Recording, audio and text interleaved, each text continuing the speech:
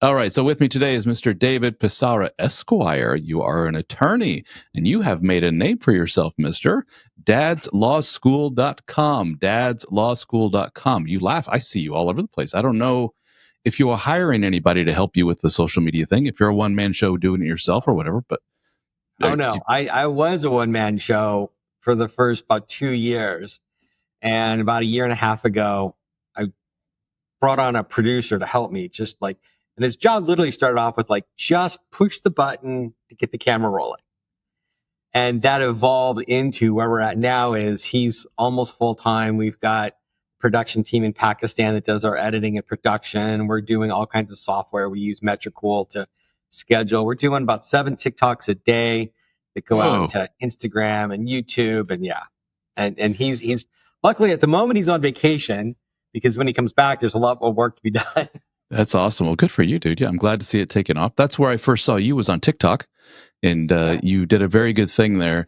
I'm a former marketing guy, so I can, when I see little things, I'm like, this person gets it. I know you get it, and you have a tagline at the beginning, don't you? Hey, dads, and you Yep. go right into it. So you get the attention, and you go right into it. And you, as the name implies, dadslawschool.com, you specialize in helping out dudes or giving men advice on how to best, you tell me if I'm wrong, how to best to navigate the wonderful world of family court, and more specifically as regard to custody issues.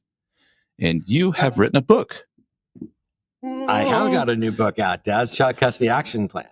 Dad's Child Custody Action Plan. Let me get it out of the light there. There we go, for people to see. The Insider Secrets to Family Court Success. And I wanted to, this would be kind of a good springboard for the discussion. You have a little a quote up top. You say, "This is how you prove to the judge that you're a great dad." And I thought that says everything, doesn't it? Because so many guys I talk to, you've seen my stuff, you know who I talk to, a lot of disgruntled men, a lot of divorced disgruntled men will say, why is all the onus on me? What the heck? Why is all this pressure on my shoulders to prove to the court, to the judge, to everybody that I am fit to be this child's father, at least half the time, if not more, or maybe a little less, whatever it may be. But you tell me, are the courts still to this day a little biased? Do they go into it saying, well, obviously husband's probably not fit to be majority or have half the time with the kid. He's got to prove himself to us. Is that what you see? To a degree, but it's not necessarily coming from the courts. You've got to remember, there's another player here that everybody wants to kind of just put on a pedestal and mollify and make her happy, and happy wife, happy life. And that's what's kind of been going on. When we're going into family court, we've got mom coming into court going, I'm primary parent. I've been the sole caretaker. He doesn't know anything about the kids. He's negligent. He's an addict. He's never around because he's working too much. He doesn't know the kids' shoe size. He doesn't know anything about the kids' schooling, their friends, their food allergies, how to discipline, how to parent, how to soothe. Mm-hmm. Dad comes into court and is like, I'm a great dad.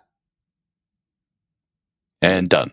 You got anything else there, buddy? Yeah. Because I got a whole list of accusations from mom. So is the court biased? I don't know if the court's biased so much as it's imbalanced, because mom's coming into court and just coming in. You got to remember, mom comes in and it's a full court press. Moms never come in and are like, yeah, I'm a great mom. He's a great dad. Let's just split it. Like, those are not the cases that are going to go to family court. The cases that are in family court is because someone's a bad mom. Someone wants to be controlling. Someone wants to get the maximum amount of child support. The way you get maximum child support is you get maximum custody. So when we're asking, is the court biased? Yes, of course, there's certain biases, I'm sure. Judges are going to have their own preferences. They've got their unconscious bias. We all do. But is the system biased? Well, the law is not. The law is generally pretty gender neutral. Now it's a question of applying that law. And when you start applying that law, do you have one party who's saying very little and one party who's saying a ton? Now when you're trying to figure out what to do, who are you going to believe? That's why dads have to come into court and start proving themselves, because they're countering the accusations from mom. What's the saying? You don't really know your wife until you divorce her, or something to that effect. True. you don't know what a person is capable of, like malevolent behavior, for lack of a better term, until you like push them into a corner, make them feel scared, make them feel insecure, make them feel angry, whatever it may be. Then you see like, oh wow, this person's capable of some stuff. Yeah. And what I've seen for, dare I say, the majority of men that I talk to, that message hasn't gotten across. They are still convinced that, no, I know this woman better than anybody, Ralph. I've been with her for 20 plus years. Trust me, she would never do that. And I'm like, He would never, right? how many stories do you need to hear? And it's not, all women are evil, vindictive. No, when a person again is cornered and they feel scared and they're all these things, all these emotions, they're going to lash out and protect themselves. They're going to think they're protecting kids or whatever it may be, and they can do some pretty goofy shit and lead you going, what in the world? Who is this person? So I always tell men, protect yourself, be careful, speak to an attorney, get legal representation. It is not vindictive, and it's not like you're trying to be combative. You're just trying to protect yourself. Cross all your T's, dot all your I's, and make sure. And this book and the advice in it, and I'm holding it up for those that are listening to the audio later, Dad's Child Custody Action Plan, Insider Secrets to Family Court Success by Dave Pisarra, shows like, here's some proactive things you got to do to prepare yourself, mister. Because don't go into this going, I'm sure she won't. She probably will. Well, And I'm sure that me being good is good enough. No, you need some kind of concrete thing to show this is what I don't know if you heard this. This was years ago. The comedian Chris Rock was going through a nasty divorce. Yeah. And he said that the judge said, I'm going to need to see a picture of your refrigerator and its contents. Yep. And he's like, and he told the judge, don't you know who I am? He's like, I live like in a $2 million home. See the refrigerator? What? He's like, yeah, I need concrete proof that you're able to take care of this kiddo. And but a lot of people are like, holy moly, that's nuts. But I hear that quite often from guys that I talk to, is that they have to go above and beyond. Even, this is the thing that makes me go, oh, wow. Even in cases where there's substance abuse on the part of the wife, wife has, 5 different boyfriends with so many different felonies in their background, all kinds of just crazy stuff that every man goes, obviously, I'm going to get the kids like majority custody. No. You still got work to do. A lot. And the biggest chunk of work that men have to do is changing their mindset. They have to get out of the mindset of she'd never. She's reasonable. No, wrong. Completely wrong, dude. If I had, $5 for every time a man told me, like, oh, she won't do that, she knows me, I'd be driving a much better car. Because they come in and their mindset is, I'm reasonable. I want to do what's fair to the kids. I know what this seems to make sense. She'll agree to it. And that's not true. They just ignore that. And frequently they come in, and oftentimes men have grounds for domestic violence restraining orders. When women are as aggressive as men can be in relationships, and frankly, I say oftentimes more. They just do it differently. They use their words to be abusive. Men don't generally do that. Women are abusive by saying, you're not good enough. You don't earn enough money. Constant nagging. It's emotional abuse. It's withholding of sex. It's silent treatment. It's going to destroy your self-esteem, going to destroy your ego, isolate you from your family, isolate you from your friends. How many of you don't have friends anymore because she doesn't like your friends? So when they come into my office and I find out, like, this is what's going on, I'm like, dude, we need to go get a restraining order, take control of the kids, then start negotiating. Oh, I can't do that. Why can't you do that? Dude, she's the mother of my children. I'm like, that's great. That's true. Bingo. 100% Bingo. true. I hear that all the time. And she is going to do it to you. No, she won't do that. I've never hit her. Like, okay, you have to understand, domestic abuse does not mean physical abuse anymore. It's verbal. It's financial. It's emotional. It's sexual. It's psychological. It's coercive control. A term, I don't even know what that means. It's this giant loophole that's so big you could land an A380 through it. I mean, it's enormous. But they're like, I never hit her. She won't do that. Okay, well, I think she's going to. And if you don't want to do that, you're running the risk that you're going to lose. I can't. All right. And almost without exception, they come back 2 weeks, 3 weeks, maybe a month later. Dude, she got me a restraining order. I got kicked out of my house. You got to fix this. And I just have to very calmly look at them and go, dude, there's no fixing this.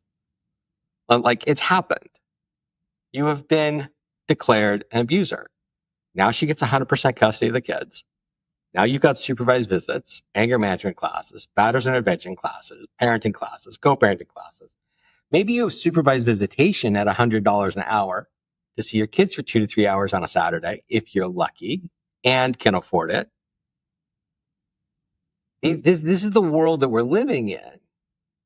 And men need to change their perspective and their attitude towards the person that they're breaking up from. Because for women, it's a business.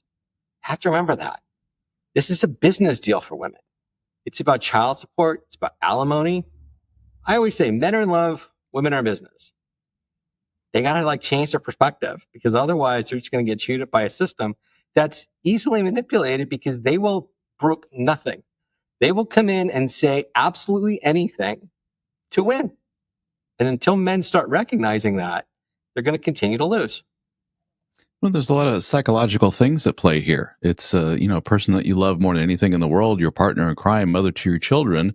You want to believe that she's incapable of such awful things. You want to believe that she's just a really great mother, and she's going to be she's going to make this as friendly and amicable. That's a term that you hear often in our world, as amicable as possible. No, we both want to make this as amicable and straightforward as possible. And then I'm like, well, good, I hope so.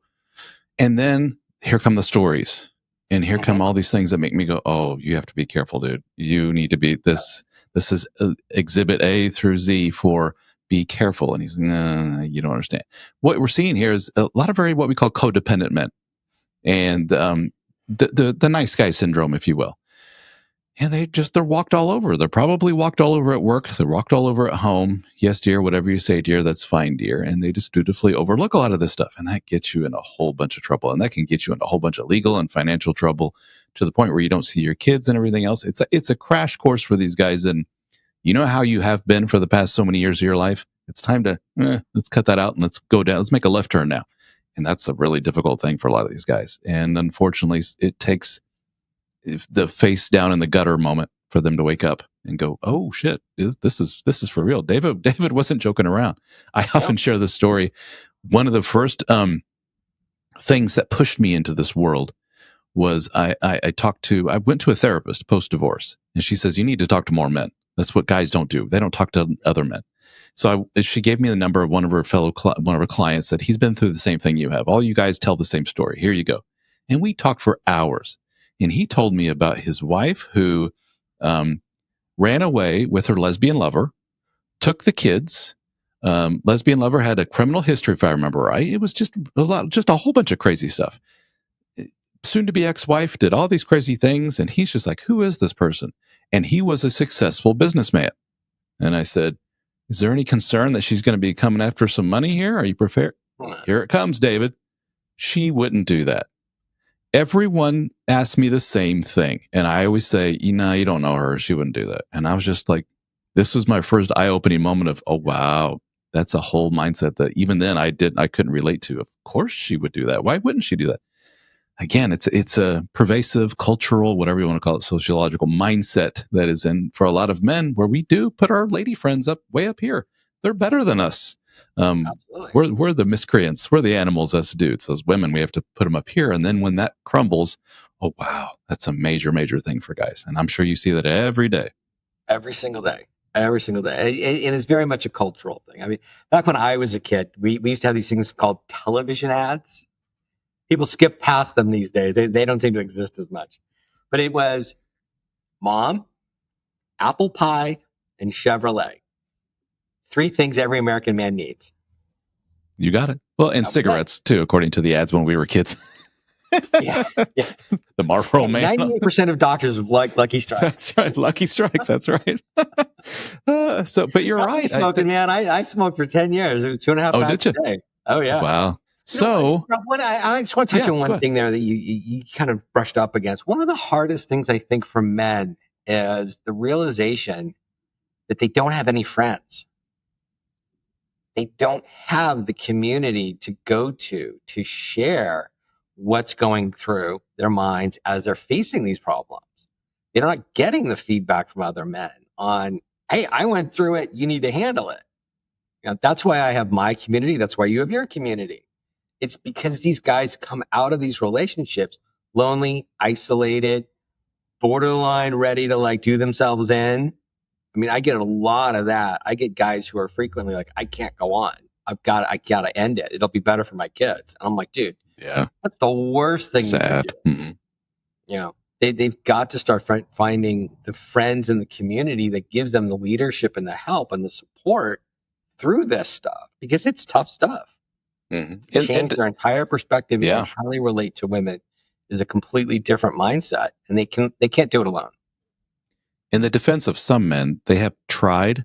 I remember this when I went through what I did, and sit down with a buddy, across the table over beers, and you go, "Yeah, dude, the old wife cheated on me. I'm going through a divorce." And the wide-eyed, "Oh wow, dude, sorry to hear that." Anyway, did you see the Bears game last night? They're very uncomfortable. They don't know how to address it. They have no experience with it. That's the typical response you get. So I tell men, find a community of men who've been there, done that. Talk to them. They got the war stories. They know what to do, what not to do, and they have that different perspective on life that gives you that real emotional support to go through this. The old proverbial arm around the shoulder saying, "Come here, buddy. Let's talk. I know what you're going through. Been there, done that. Here's what you do. Now put that down. You don't do that."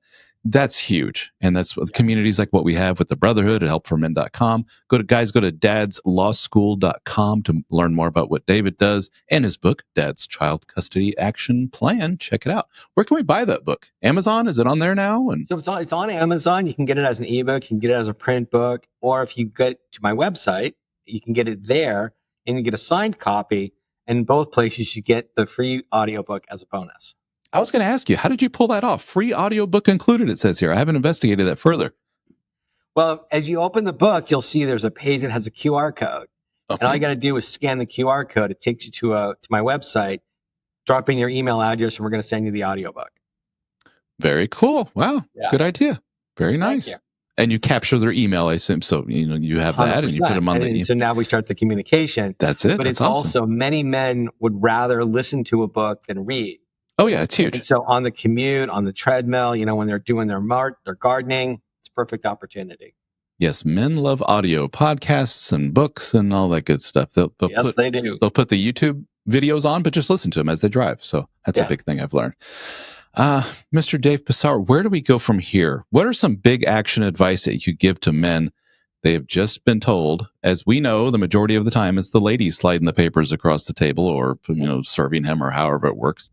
And he's like, this isn't what I planned on. I got 2.5 kids, a house, a picket fence, and a whole lot of debt, and some retirement if they're lucky. First steps, what to do?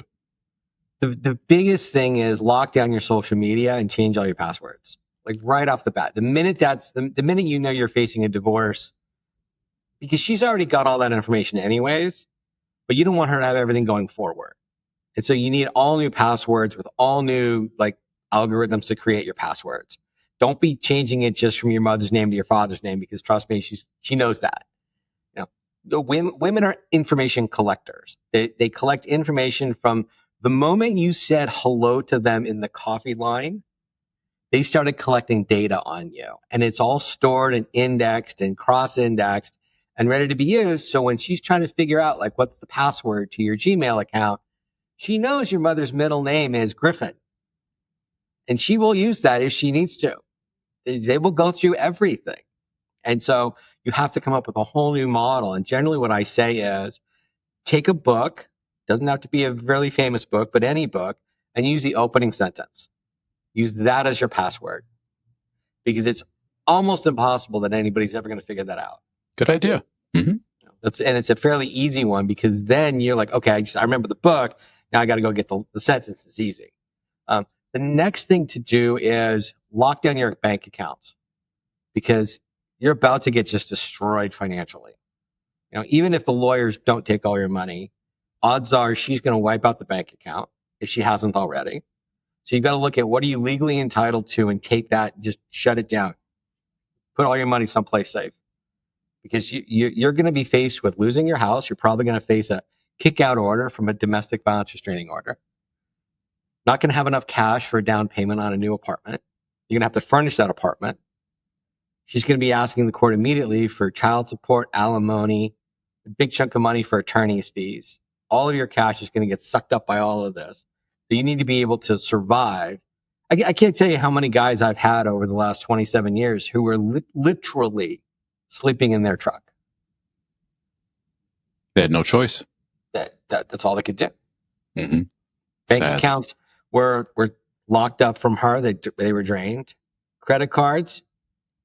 Take a quick look at your credit card balances. Here's what frequently happens.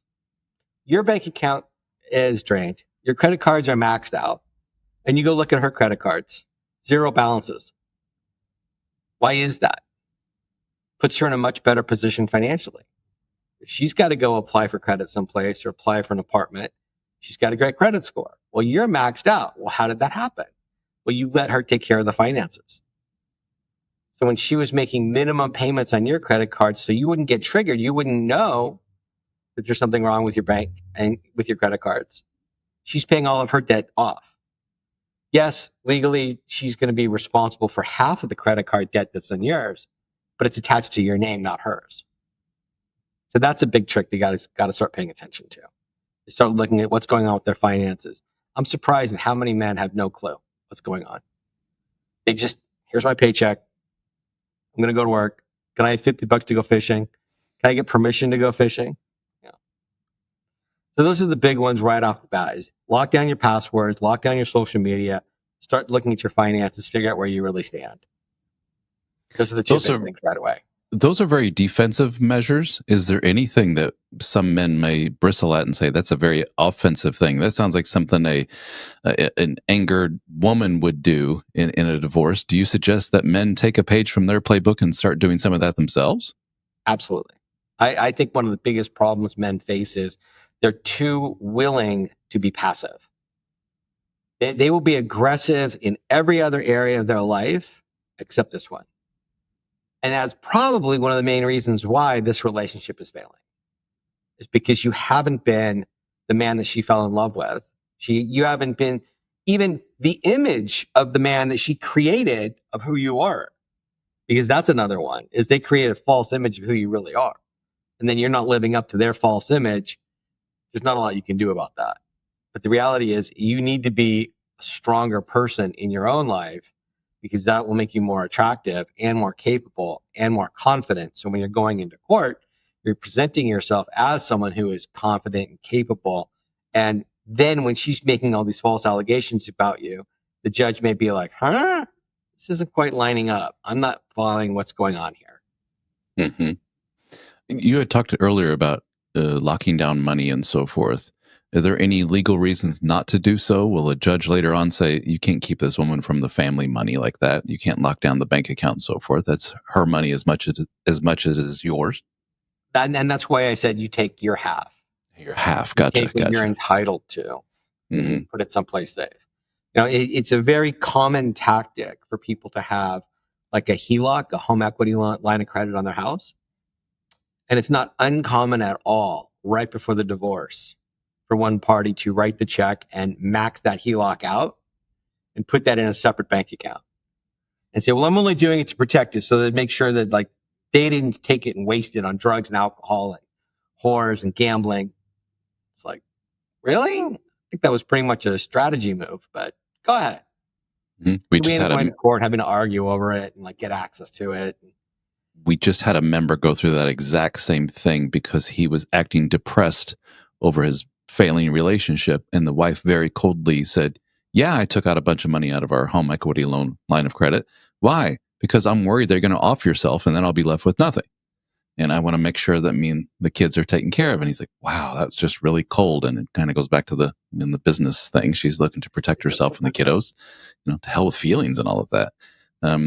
But it's easy for us to say the old hell with feelings. This is war, or this is a technical or tactical thing that you're doing here. This isn't so much about feelings and what's going to hurt feelings, and I don't want to look bad in the eyes of my social group or whatever. And no, this is a legal thing now. This is a business thing now. But that's way easier said than done when you got all that emotion involved. It is true, but it's also, this is where, talk to your lawyer about strategy, figure out when, and whether that's a lawyer you have on retainer and you're talking to them every week, or whether even it's just a consult. If you go, you spend a few $100s, get a strategy game plan laid out, keep that over there. Put the emotions with your community. We're coming back to rebuild your friend network, rebuild the community, get into a support group. There's a lot of great opportunities for men to rebuild their friendships. They just have to take the initiative and do it. How often do you hear, I say this because I hear it all the time, how often do you hear the scenario of, we picked up and moved 1,000+ miles away from our community and family to be closer to hers because of her job or whatever it may be. And then 2-3 years later, boop, divorce. And now the guy's isolated, zero 2 family. 3 years. You're lucky if you got 2 or 3 years. If you're lucky. Yeah. One of my oldest friends from high school called me up a few years back and he's like, dude, I got to talk to you. I'm like, hey, what's going on? It's like, so I just got hit with divorce papers. Yeah, we just relocated the family up to, Idaho to be near her family. And I thought it was the right thing. I thought she was going to be happier. And as soon as we got settled, I got hit with papers. I'm like, I hear that all the time. So we're strategy move on her part, and the guys just don't see it coming. And the lesson is that your community, gentlemen that are listening to this, is just as important as hers. You have I got my friend community here, I got my extended family here, whatever. That's very important. You need that community around you, those resources around you. Especially when kids come into the picture. The old "it takes a village." It's really true. You need a lot of help. And so when you remove yourself from that and go across the country, whatever, things get exponentially more stressful and all kinds of not so good things happen. Well, and that's the other thing is to focus on is, what's going on with the kids. I've got a guy in my VIP program where thought he was doing the right thing. And guess what? She up and moved the kids. And now the kids are like, we want to go back, and can't undo that. The kids suffer.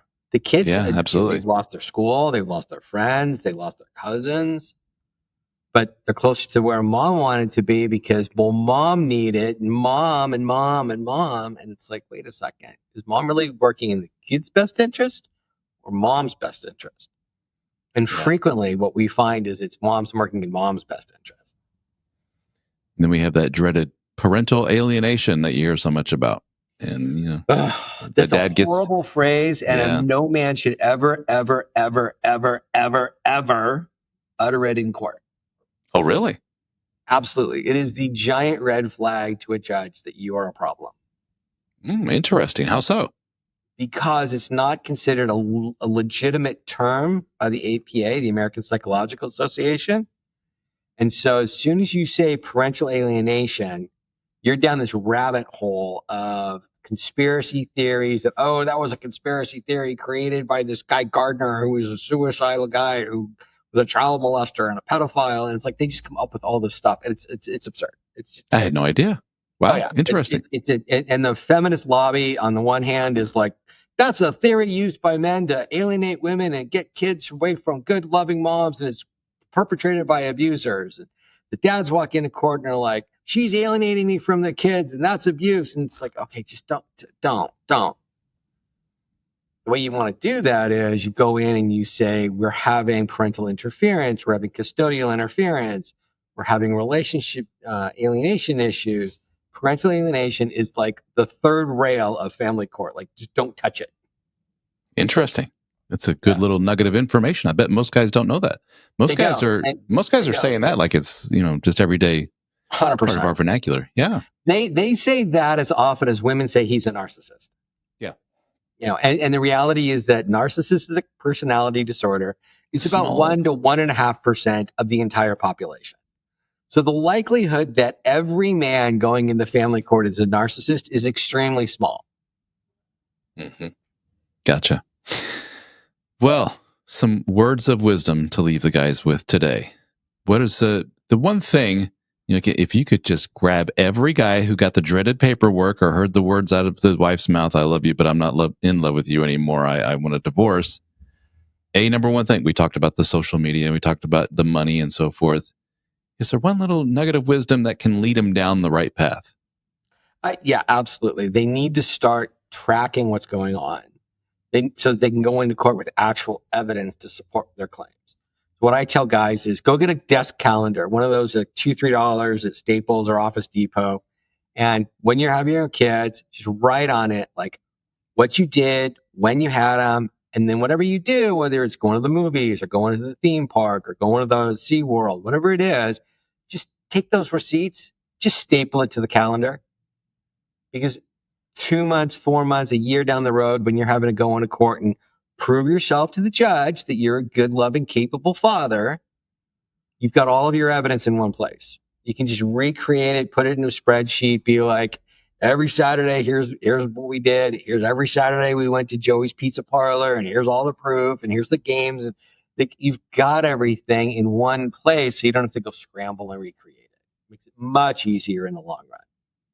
How about, I'll leave with this. How about the inverse? What if the man is privy to information about the wife she doesn't know that he knows type of thing? What I hear often is thanks to the phones and the iPads and they're all in Yeah. sync with each other. And the man is just sitting back and watching these conversations that soon to be ex-wife is having about him to friends, new lover, or whatever it may be. And he's like, should I be looking at this? Should I tell her that I know? Should I be the nice guy, the good guy, and just say, hey, just so you know, I'm seeing everything you're doing here. Is there a legal, maybe that varies state to state and so forth. But So it's definitely going to vary state to state, but it's also very much going to matter. Are you on a joint family account? We had a case where both parties they had a joint family account for the photos through like a Google Drive. Mhm. And she started deleting and moving all of the photos, and he caught her doing it. So he got screenshots of that. And it was okay because it was a joint account. Judge says she's allowed to do that because she's joint access. So that means the converse would be it's okay for him to do it. If it was just his account, that would have been evidence tampering. So you've got to be really aware of the status of the account.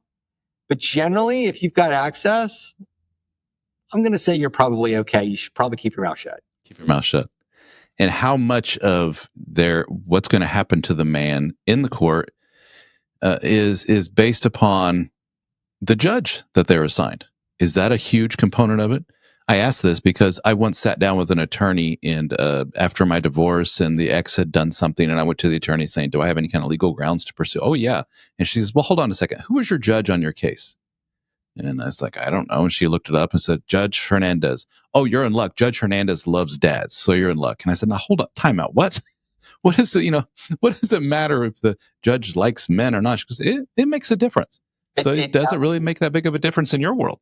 absolutely it can make a difference. The old saying is that a good lawyer knows the law, a great lawyer knows the judge, and it's true. I know my judges, what I can get away with, what I can't get away with. I know how they're going to perceive certain things because I've been in front of them enough.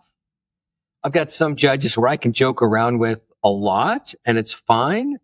There's other judges where it is just by the book. Like there is just no emotion, just it's got to be exactly right because I know who they are. They're that person. So you do have to know the judge. And what I tell men is if you're going to represent yourself, go in and sit in that courtroom. Go 2 weeks early, 3 weeks early, and just spend a day or two, watch the judge, see how the judge handles other cases.